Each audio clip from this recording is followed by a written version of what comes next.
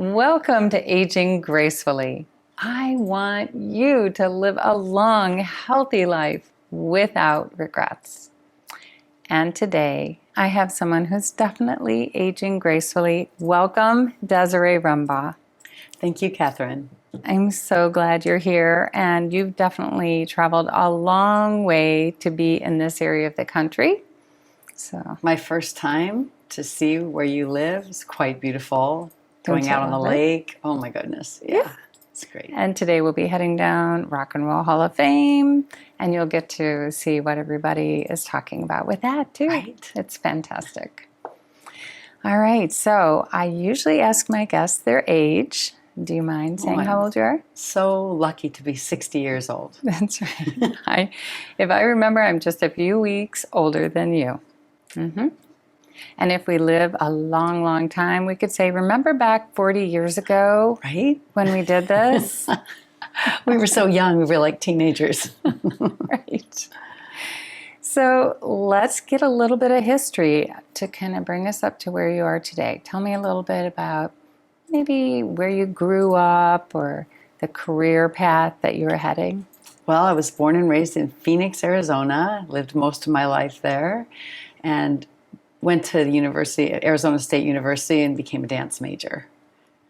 Always following my passion.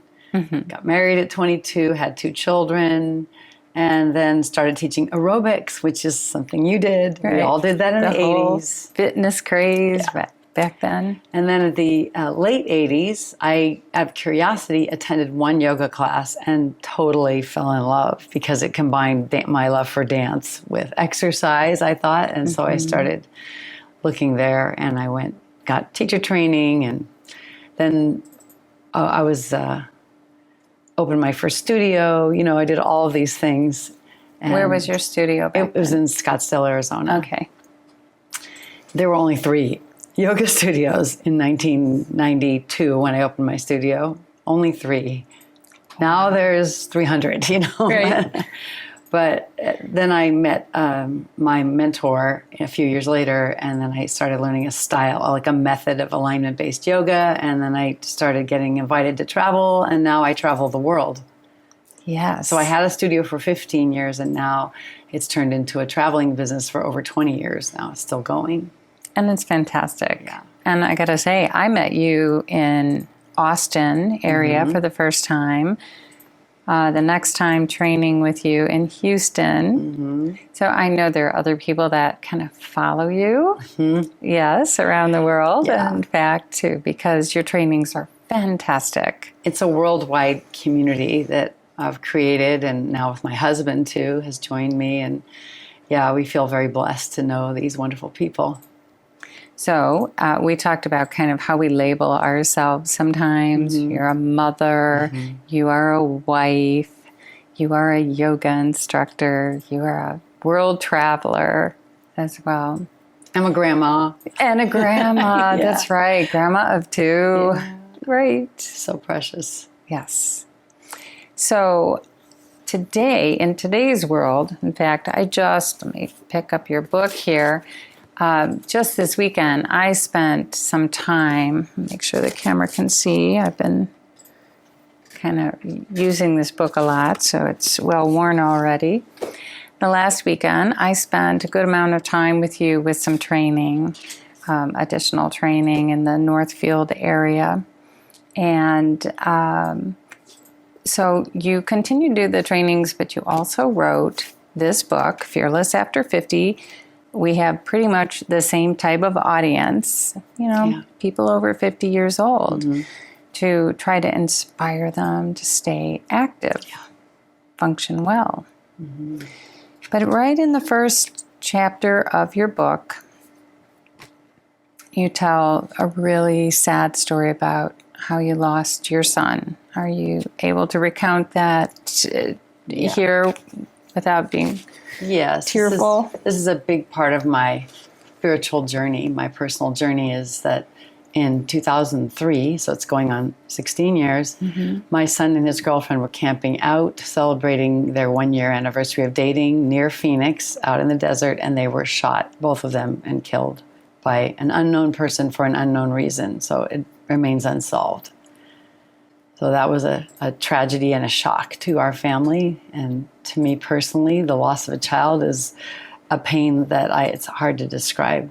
Yeah. But I know there are many people who know that kind of loss or similar losses. Mm-hmm. And I felt like I had two choices with that. I could either really become bitter and depressed and my life would be over and I wouldn't have joy anymore, or I could figure out a way to climb up back into the light. And with a lot of counseling and through the yoga practice that I have had for years, I have found my way back into a full life now of happiness. And I love to share that story with people in case they are looking for answers just like I was. You know, we need to network with others who have gone through similar things to know that we're not alone. Exactly. And I hear you saying climb back out of it. So you're also acknowledging that you did go to the depths. Oh boy. The first 3 years were really rough.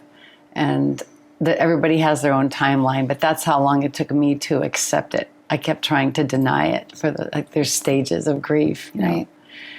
And then I was able to finally accept it, and then I could gradually come back into celebrating all the holidays that are affected by that, you know, all the different things in our life where we're reminded, and we could just plunge back down. Movies, being around other people's children who are the age yours should be, you know. But I didn't want to play the victim, and I didn't want my son to be victimized either. In the world's eyes, of course, we're victims, but I don't want to live that life. So one of the parts of my teaching is how can anyone rise up from whatever's been victimizing them into a state of empowerment again and again and again. Right. Yeah. Sometimes every day or every moment of the day. We're going to be challenged. Yeah. So you really bring that into your practice, and when you're training, this is what has attracted me to you as well, because I really believe that in everything that we do, it's not just about that yoga class. It's about how do you function outside of that? What can you take with you? And we were talking about how funny it is if somebody's working their yoga and, oh, they look so beautiful and graceful, and then they lean over to pick up their blocks and do it in a way where they're crunching their back, and it not only doesn't look attractive, but it could be damaging, right? So I think we both just love the whole alignment, learning how to function well for the rest of our days. Yes, and it's even the mindfulness aspect beyond the physical. Like, I want people to use their physical body to learn how to pay attention. Like, where's your foot? Where's your knee? But then I want to also, where are my thoughts? I want to ask myself questions. Do I need to go down that train of thought that's very negative and it's leading me into a bitter place about reflecting on a relationship, my family or something? Or can I turn it around? And can I find a better way to think? So I think that's the even more challenging yoga. That some people who look at us yoga practitioners, they think we're pretzels. They think we're obsessed with bending. Yeah, just super flexible. The flexibility is definitely a part of yoga, but also there's a steadfast strength that you need to survive the flexibility that we do, the poses that we do. But it's also this flexibility and adaptability in the mind, as you know, that we're cultivating. We're actually strengthening the gray matter through our practices of yoga and meditation. And so you don't have to be a pretzel to do that. Right. I'm sure you've heard, because I have many times, oh, I'd like to do yoga, but I'm not flexible enough. All the time. But the other thing I hear is, oh, I should go to yoga. I need some stretching or relaxing. And I think, well, come on to my class and see how much strength you get as well. You know, my yoga practice really challenged me to be honest with myself about what I was feeling. And it challenged my fear and helped me find my courage. So I could go on about things that people don't know about yoga. It's confrontational with the inner workings of your mind, and you just can't hide after a while. And maybe that's why some people get uncomfortable and leave, because they just want to go somewhere where they can hide and just put on a nice face. But this feeling of living in the light, living honestly, is beyond priceless. Yes. And, you know, you had some Oh, I've marked a number of pages in your book. There are some quotes I really like. So here's one. When you're talking, your co-author is Michelle Marshaldron, who I've met too. I love her too. Mm-hmm. We're not in the hunt to stay young or be anything other than what we are. We're not running away from aging. Rather, we are embracing this time in our lives and seeking ways to thrive with our current physical challenges, because they certainly continue as we age. It's our belief that we are held back by fear and not by our actual capabilities when it comes to pushing our limits. Now, we talked about that a lot over the weekend, too, in your training. For example, an inversion, kind of going upside down, that feeling of having your hands on the floor, and how fearful that makes some people. But it's so natural to us as we're children.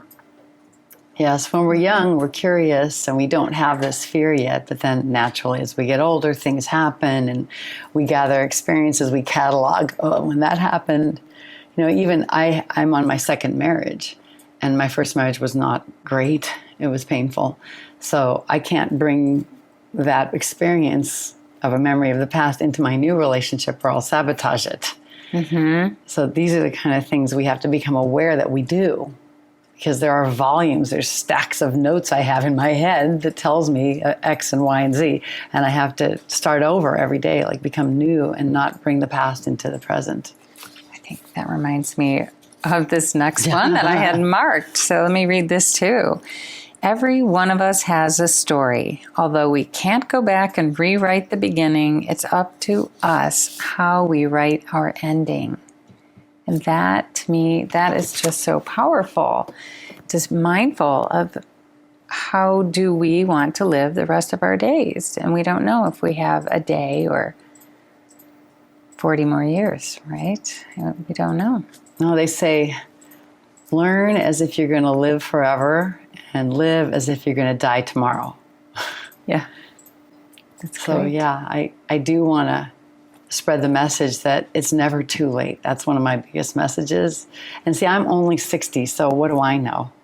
But every decade that I'm allowed to be alive on this planet, I'm going to know more, and I'll be really much more insightful as a teacher. So I'm kind of excited about living a long time. Right. And so you've only been a grandma for a few years, and that took you into a whole another world, didn't it? Of paying attention moment by moment, yes, and having energy. This is another reason to practice yoga, so that you can keep up with your little ones again.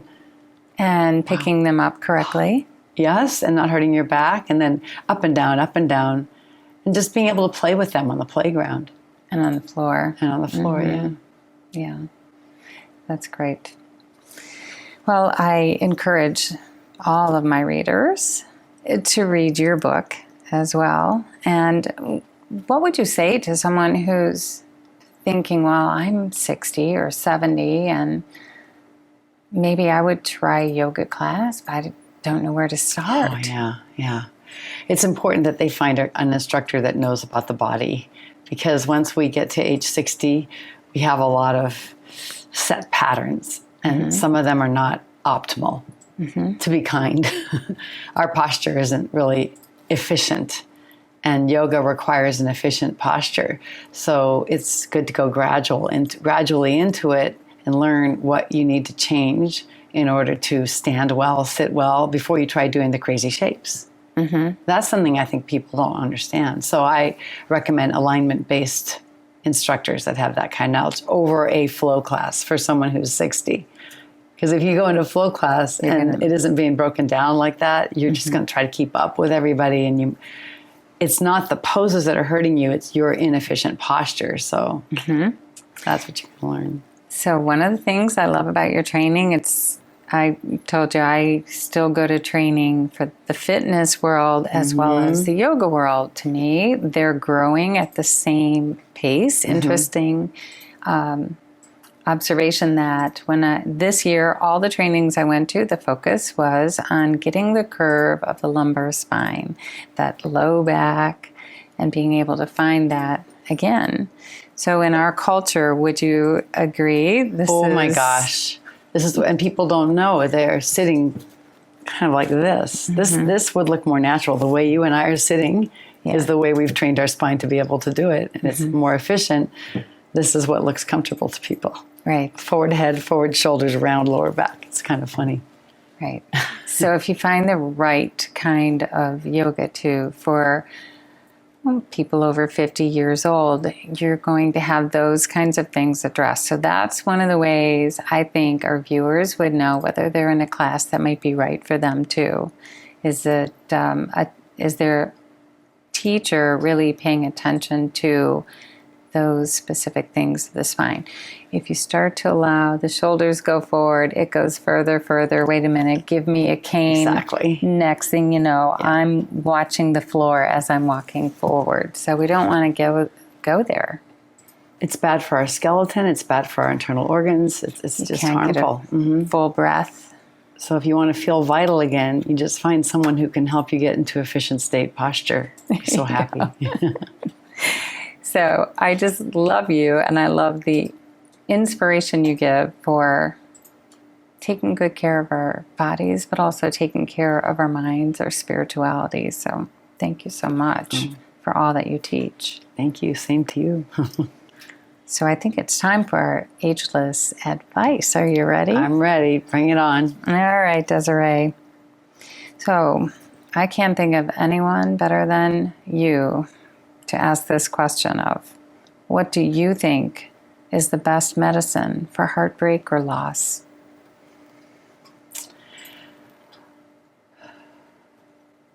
Recognizing that we are not alone. We're not the first ones that ever had this happen, and we're not the last ones. So sharing our story and being open to help from other people who've been there, and finding a way to lift our own spirits, whatever it is.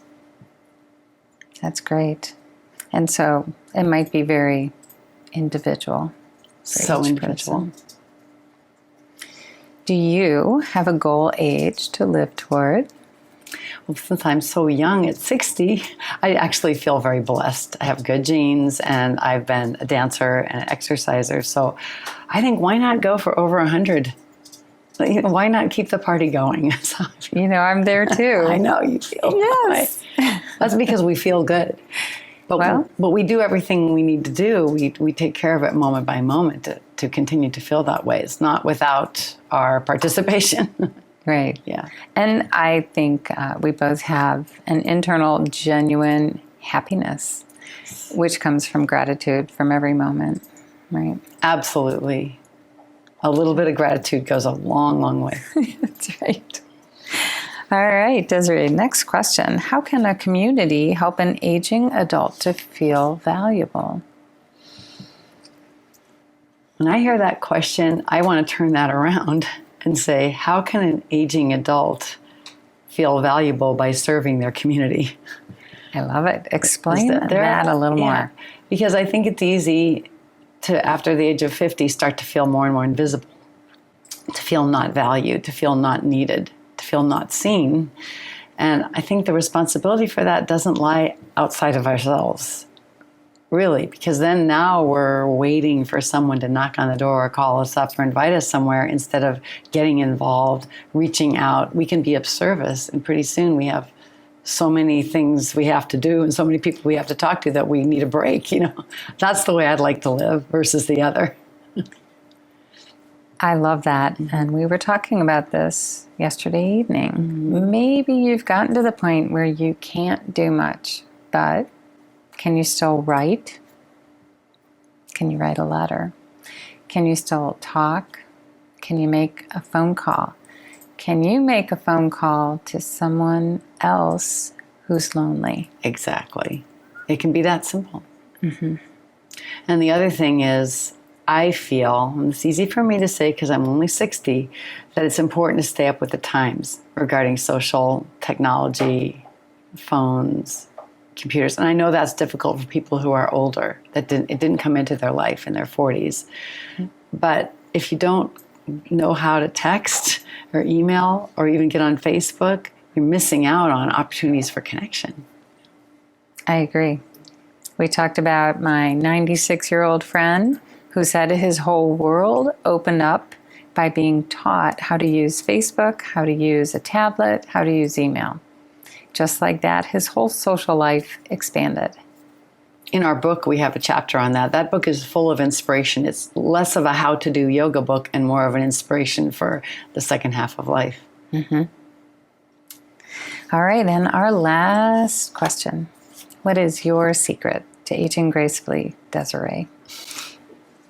My secret is constantly looking for ways to get better, to transform, to up-level my knowledge and my state of health constantly. It's like my mission. It's my project. And being willing and open to be teachable, to change. I think that's it. That's really important for me. I think that goes really well with what you just said, that willingness to change also. Otherwise, get stuck in our ways, get all fixed and rigid in point of view, needing to be right. So to have the curiosity of a child.